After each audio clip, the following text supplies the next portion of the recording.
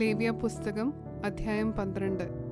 യഹോവ പിന്നെയും മോശെയോട് അരുളിച്ചെയ്തത്, നീ ഇസ്രായേൽ മക്കളോട് പറയേണ്ടത് എന്തെന്നാൽ, ഒരു സ്ത്രീ ഗർഭം ധരിച്ച് ആൺകുഞ്ഞിനെ പ്രസവിച്ചാൽ അവൾ 7 ദിവസം അശുദ്ധയായിരിക്കണം.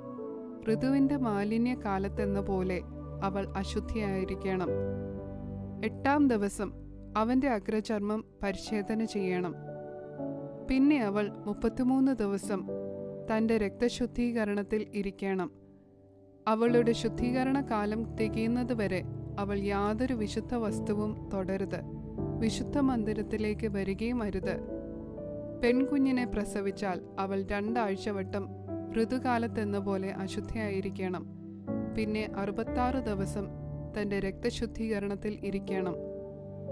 മകന് വേണ്ടിയോ മകൾക്ക് വേണ്ടിയോ അവളുടെ ശുദ്ധീകരണ കാലം തികഞ്ഞ ശേഷം അവൾ 1 വയസ്സ് പ്രായമുള്ള ആട്ടിൻകുട്ടിയെ ഹോമയാഗത്തിനായിട്ടും 1 പ്രാവിൻ കുഞ്ഞിനെയോ 1 കുറുപ്രാവിനെയോ പാപയാഗത്തിനായിട്ടും സമാഗമന കൂടാരത്തിൻ്റെ വാതിൽക്കൽ പുരോഹിതന്റെ അടുക്കൽ കൊണ്ടുവരണം. അവൻ അത് യഹോവയുടെ സന്നിധിയിൽ അർപ്പിച്ച് പ്രായശ്ചിത്തം കഴിക്കണം. എന്നാൽ അവളുടെ രക്തസ്രവം നിന്നിട്ട് അവൾ ശുദ്ധയാകും. ഇത് ആൺകുഞ്ഞിനെയോ പെൺകുഞ്ഞിനെയോ പ്രസവിച്ചവൾക്കുള്ള പ്രമാണം. ആട്ടിൻകുട്ടിക്ക് അവളുടെ പക്കൽ വകയില്ല എങ്കിൽ അവൾ 2 കുറുപ്രാവിനെയോ 2 പ്രാവിൻ കുഞ്ഞിനെയോ ഒന്നിനെ ഹോമയാഗത്തിനും മറ്റേതിനെ പാപയാഗത്തിനുമായി കൊണ്ടുവരണം.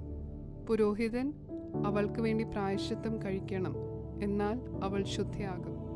അവൾ